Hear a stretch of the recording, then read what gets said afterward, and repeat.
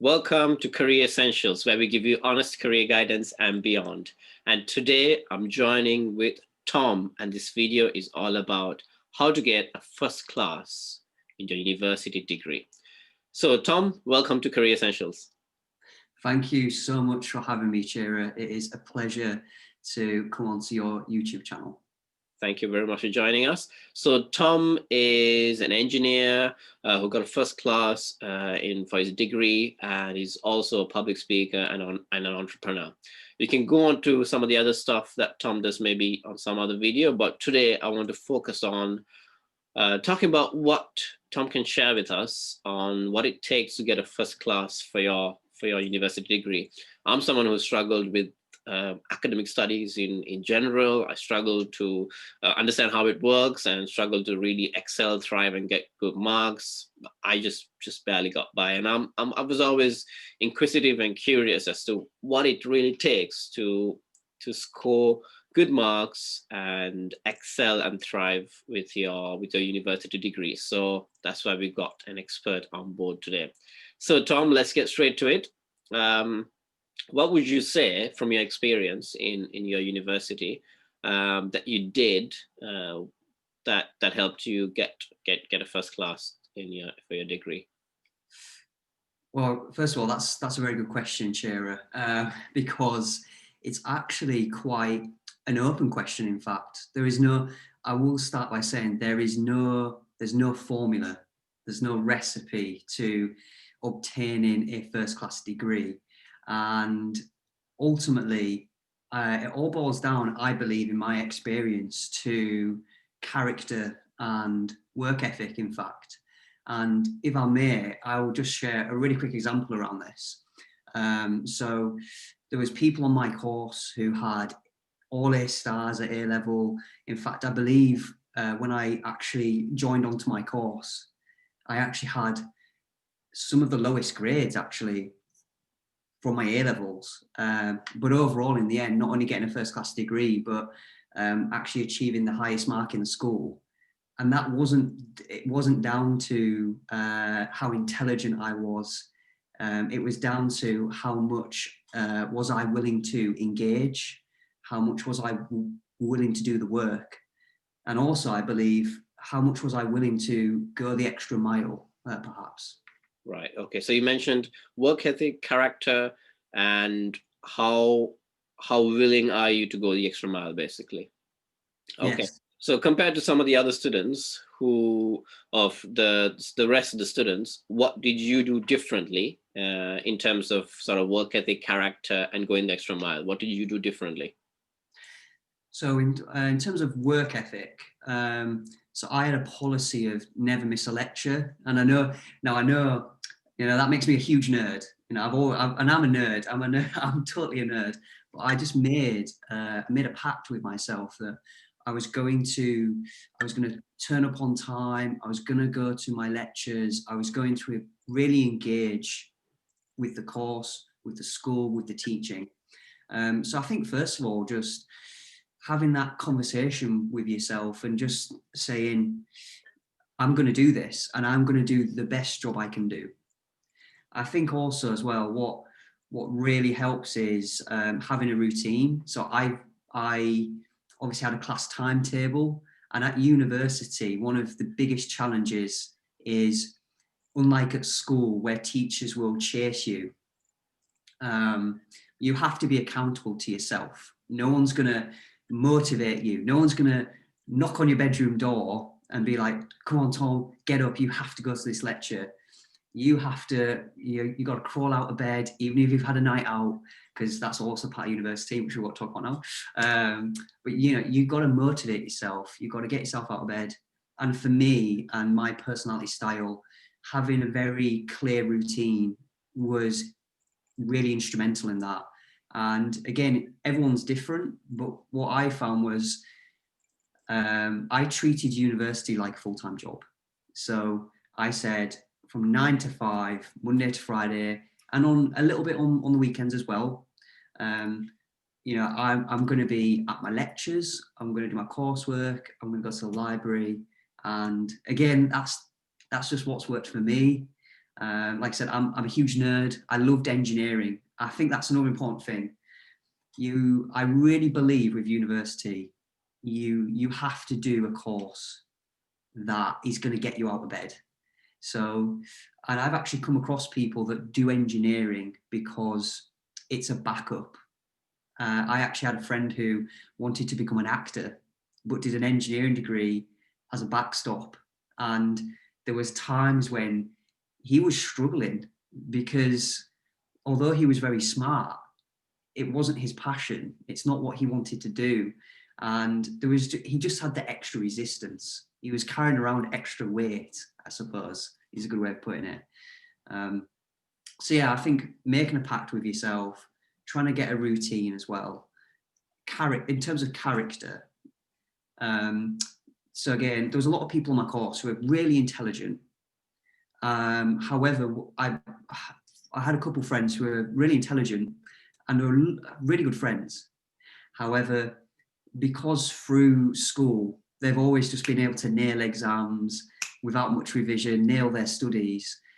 They had a bit of it was a bit of a wake-up call because they were so used to just turning up to the exam, and cramming overnight and getting A stars. Whereas me personally, I don't believe I'm actually, I'm not crazy intelligent. I just work hard at what I do. So I was used to putting the hours in, making sure that I'm revising, reviewing the lecture notes, doing the coursework, and having a mindset of always do your best. Always do your best, even on a bad day. Always do your best. And then the final note, which is trying to go the extra mile. And one way that I did that was I really enjoyed helping other people where I could.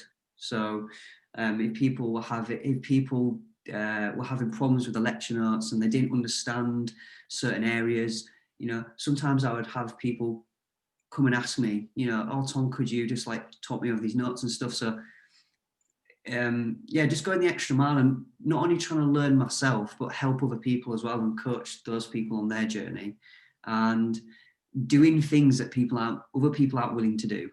And what I mean by that is I used to walk past the library sometimes on the weekend and I think, you poor people, they're cramming in the library on a Sunday evening.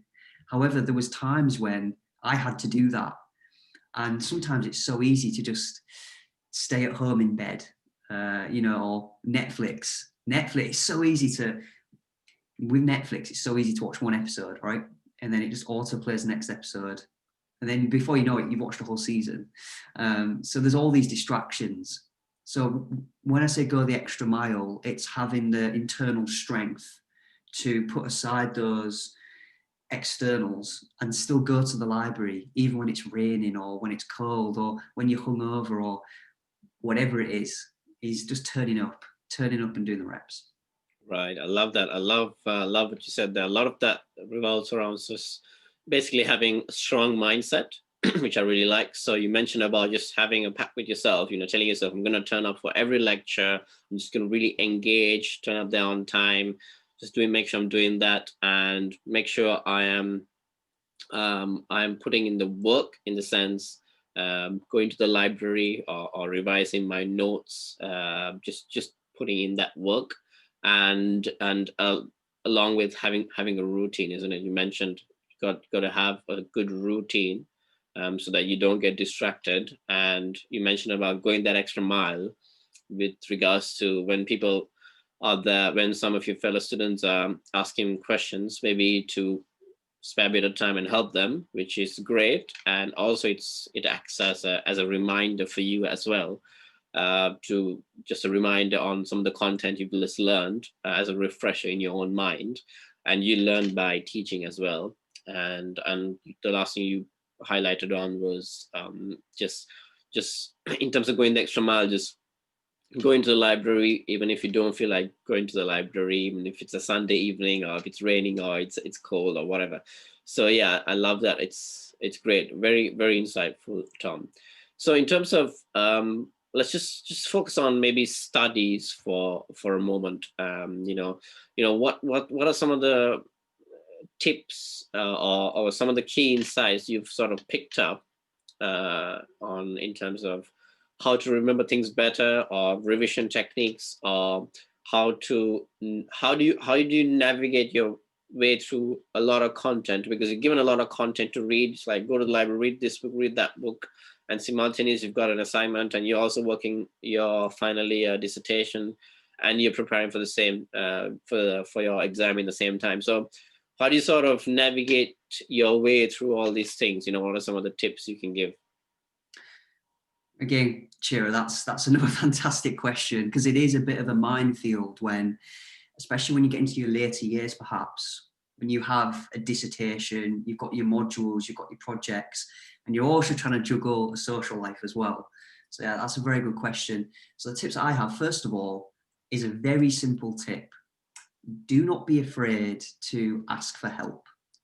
And I will give an example from my experience. I had a module in the third year of my degree, and the course notebook must have been about this thick. It was a very hefty book of lecture notes and lab notes, etc. And I had an exam within the next 5 weeks. So I suppose another side tip is, in my opinion, don't revise the night before. With revision, start early. Make sure you get a structure and stick to that structure. But in this example, I was quite overwhelmed. Not gonna lie, it was a subject that I was struggling with. It was a module that I found very hard. And with this really big lecture pack to go through, I actually felt a little bit overwhelmed. So I actually reached out to the lecturer and just said, I've got this exam in a few weeks. I don't really know how to begin because there's so much material. And you'll be surprised. Most people will happily reach out and help you. So the lecturer was able to just help to break down this booklet and say, okay, these are the key themes. These are each of the themes you're going to have to look at. So I would actually say, first of all, if you have a very big piece of work, what I found really good was breaking that piece of work down into smaller chunks, small manageable chunks that you can chip away at on a daily basis. Because I know how daunting it can be. The second piece of advice that I would give is and it's another very simple piece of advice, and one that I had a workshop on very, very, very recently. Get some highlighters, get some different color pens, come up with, and this may seem like a bit more work initially, so you've got to put a bit of investment in it at the beginning, but it pays huge dividends and returns later on. So get a whole host of highlighters and highlight different pieces of information in different colors, because it's going to help a lot with your retention. Another piece of advice I give, and I suppose this is more geared towards exams. So, but I think it's a very good piece of advice. A lot of people, when they revise for exams, they will pick up all of the past papers and they will drill the past papers and they'll learn the question. My advice to you is, because that's really easy, my advice to you is you have to take the harder route. You've got to learn the principles, actually understand, what's the theory behind the questions, because it has caught me out a couple of times with exams in my first year when I was still finding my feet, where I've actually a little bit too much focused on, well, they asked these questions in these past papers, so this is what I need to revise on. And then they've asked a completely different question, and because I didn't quite fully understand the principles, it was obviously a lot harder. So I think it's very easy to revise and regurgitate information. So ask yourself the question, if you have a principle, whatever it is, so engineering, mathematics, if you're doing literature, it doesn't really matter. Do you understand the principle? And can you apply that in order to answer a question?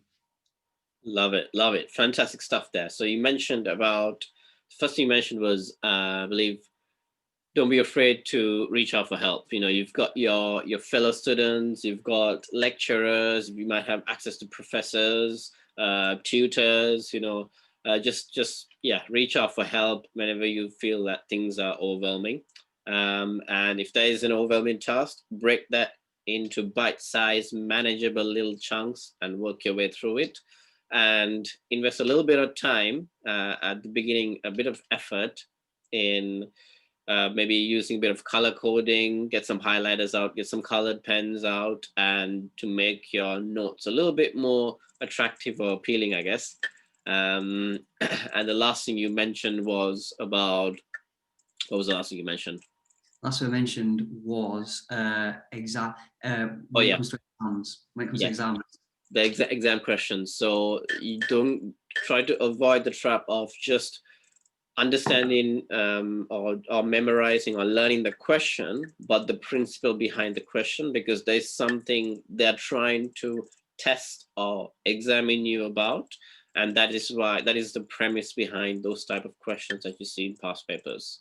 Is that right? That's right. They're not trying. And I'm afraid this is a broader issue, but I think there is a lot of teaching and a lot of courses that are based on regurgitation. So you don't actually learn and understand. So you need to resist the urge to just regurgitate what you've seen on a slide. You need to take that, you need to place it in your brain, mold it, think about it, understand it. And therefore, whatever question you get asked, it's all cool because you know the principle. Whereas I've seen a few friends, in fact, who have fallen to, I've had friends come out of exams and they've gone, oh, geez, that was so hard. And they're like, all the questions were different from last year. And I was like, yeah, dude, it's an exam. It's not going to be the same. So don't fall into that trap. Right. Yeah. Understand the principle behind the questions. And whenever you get content, really sort of digest that in, let that sort of work in your mind, see how you can learn and understand the principles so that however way the question is worded, you know what the answer is.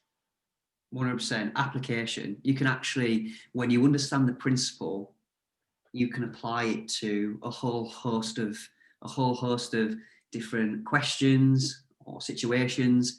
But if you only understand one question and how to regurgitate for that, then as soon as you get asked another question, you're like, oh, I didn't revise that one, so I don't know how to answer it. So Yeah. principles. Right. Okay. Fantastic. I think we're finally going to move on to an interesting question: is things that revolve around perhaps social life. So I know in university it's just far too tempting. There's Freshers Week. There's all these events. There's this society. There's this. There's that. There's way too much distractions. You've got your own place. You've got flatmates. There's um, uh, student nights. You've got everything from Monday to Sylvester to Friday, Saturday night. You've got things going on. You've got flat parties. You got noise. There's a lot going on. So how much of it would you recommend that you engage in? Because I guess you need a little bit, I'm just going to let you sort of give your perspective on that. To what extent would you engage, and how would you disengage from all these distractions? Oh, that is a very again, that's another great question and quite a difficult question. Where do I start? So what I would say is before I continue, all I'm going to say is this is my experience. What worked for me, it's my advice. Do not take this as fact. Perhaps just use it as a bit of inspiration, perhaps. So the social life, how do you trade off social life versus actually achieving your degree? So I'd actually first like to say that when people say what is the most valuable thing you got from university, for me actually the degree obviously is incredible because that's kind of why I went to university. But the most important byproduct, or I'd say just as important as the degree, are the people. I met loads of great people at university, made lots and lots of friends, lots of connections. And the first thing I'd say is do not neglect that. Do not neglect that. And there's a balance to be struck. So in my experience, in my view, you don't want to be all about the social, because if you're all about the social, you will have the best time of your life, but you'll end up in £50,000 of debt, student debt, or you could, but you may not even have a degree, or you might not get a very good grade in your degree. Equally, you don't want to be all about the degree, because if you're all about the degree, yes, you'll be a first-class student, but you'll have no friends. And part of life, and part of the fun of life, the experience of life, is making those connections. So all I'd say is, first of all, and it's different for everyone. So my idea of this perfect harmony would be very different to yours, perhaps, Chira. So for everyone, it's different. So find a balance that works for you. Now, in terms of when you do find the balance, obviously life doesn't always go, it doesn't go as planned. Life is going to throw spanners in the works. So how did I do this? And I've got so many experiences running around in my head, really. So what worked for me? And I'm going to bring it back to routine. What I told myself, and again, this is what I did, not fact, is because I worked, I said, right, 9 to 5 weekdays, I'm going to work. I'm going to do my university degree. I'm going to treat it like a job. That usually meant on evenings, I would have more time available, because in the day, I was intense, I was structured, I was intentional. And yes, I had to do some work on weekends. However, it usually meant I had more time available on the weekends. So I could go out, when I was a bit younger, I could go clubbing, or go to the bars, or go to the movies, whatever you want. I could go to the gym. So I think having that clear structure. Now, did that always work for me? Absolutely not. There was times when, third and fourth year in particular for me, the workload got quite substantial. And at this point, it throws you off balance. Now you get to decide which way is it going to throw you off balance. You know, if the workload's too substantial, are you just going to give up on it and go, no, it's too much, I'm just going to, go out and I'll have a few drinks, I'll forget about it, I'll push it off until tomorrow? Or are you going to go, I'm not going out at all, I'm not socializing whatsoever, I'm just going to get my head down and study, but then my friends might give me a bit of banter or whatever. So it's up to you which way you want to swing with that. What I found I had to do was, in those moments where you're thrown out of balance by life, basically, because it is going to happen, you have to prioritize and execute. Think you've got to be proactive, and you've got to make principle-led decisions. So when it came down to it, I promise I'm not making this up, there's generally times when I had agreed to go to a party, and it wasn't crazy often, but once, twice, I had to make a choice. And as hard as it was, I had to think, right, do I want to go to this party? Which of course I want to go to the party, but then I'm going to have to do this work tomorrow. And I'm already busy. So I'm going to move this work into tomorrow, and it gains interest.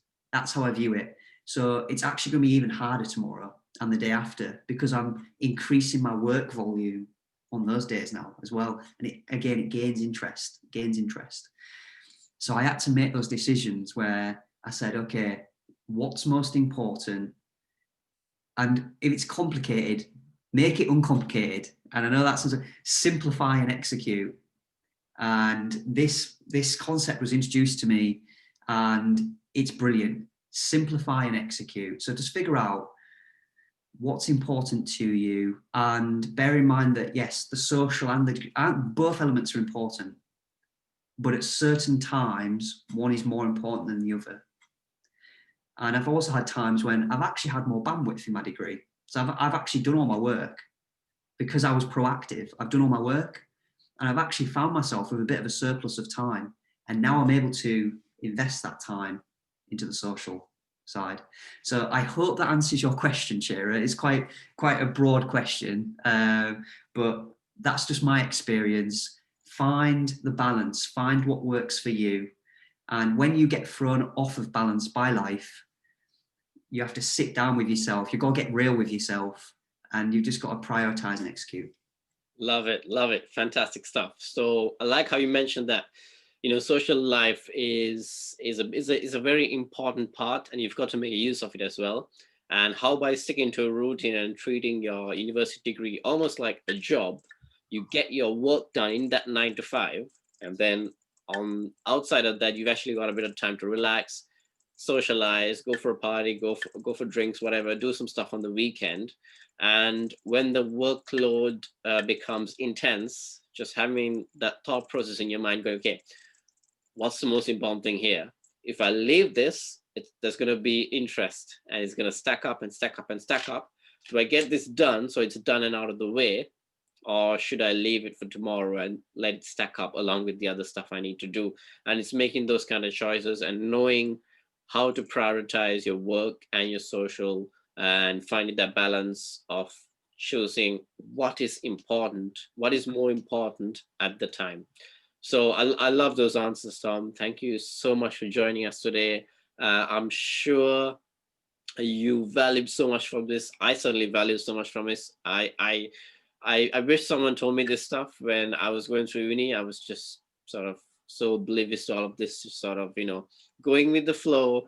And hence the reason I didn't quite be successful in my ventures. But hey, thanks so much for sharing this with us, Tom. Thank you for your time.